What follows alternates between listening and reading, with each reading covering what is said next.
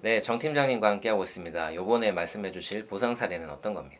요번에 사례는 만 56세 여성분이셨고요. 건어물 도매업을 이제 하고 계셨던 분이었습니다. 이 사고는 어떤 사고였는가 하면 차도를 달리는 차량이 이제 주차장으로 진입하기 위해서 보도로 가던 중에 보도에서 이제 보행 중인 분을 충격을 했죠. 그래서 우리 무릎 쪽에 있는 전방 십자인대라고 해서 여기 이제 큰 근육이 이제 두 개가 있는데 하나는 전방 십자인대, 후방 십자인대죠. 전방 십자인대가 파열이 되고 옆에 있는 이제 척부인대가 이제 부분적으로 파열이 됐던 그런 사고였습니다. 네, 많이 다치셨네요. 네, 어떻게 진행됐습니까? 보도 침범 사고가 되는 거죠. 우리가 흔히 이야기하는 12대 중과실에 포함이 됩니다. 포함이 돼서 형사합의뿐만 아니라 이제 민사합의도 발생하게 되고요. 형사합의는 가해자분이 원체 가지신 게 없는 분이시라 피해자분이 또 배려를 해주시고 해서 잘 마무리가 됐고요. 이제 민사적으로 보험사하고 이제 합의 단계에서 문제가 됐던 건이 보험사에서는 도매업이나 자영업자 분들한테는 대부분 다 그냥 일용임금 월 320만 원 정도 되죠. 일용임금을 그냥 다 적용을 합니다.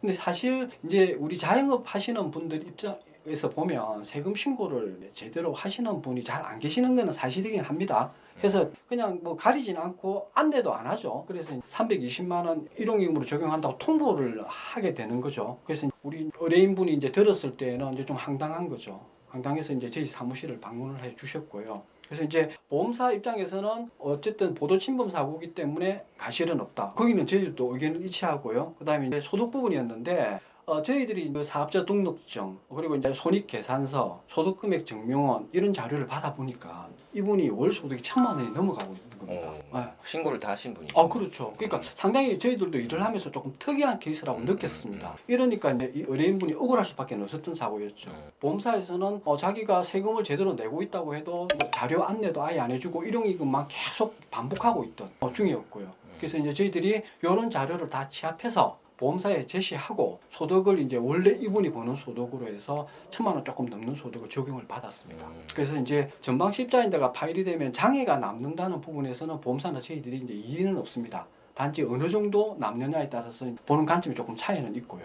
그래서 이제 그 소득과 저희들이 보는 장애를 관철시켜서 보험사에서 이제 최초에 일용임금 적용한 4,000만 원 정도를 합의금으로 제시를 했었고 저희들이 그 사업 소득을 그대로 인정을 받아서 무려 1억 4,300만 원 마무리를 했던 건이었습니다. 이분은 이제 억울하실만 했네요, 그렇죠? 그렇죠. 네. 여러분 이게 소송에서도 실제로 이제 손해배상 사건을 진행해 보면 자기가 실제로 버는 소득은 그거보다 훨씬 많다고 하지만 세금 신고를 하지 않으면 사실 법원에서는 거의 인정해주지 않습니다. 세금 내는 것이 아까워서 평소에 이제 세금 신고를 안 하는 분들이 많은데 나중에 손해배상 사건에 있어서는 이런 부분이 페널티로 작용한다는 걸 알아두시면 좋겠습니다. 네, 이번 사례는 여기까지 알아보도록 하겠습니다.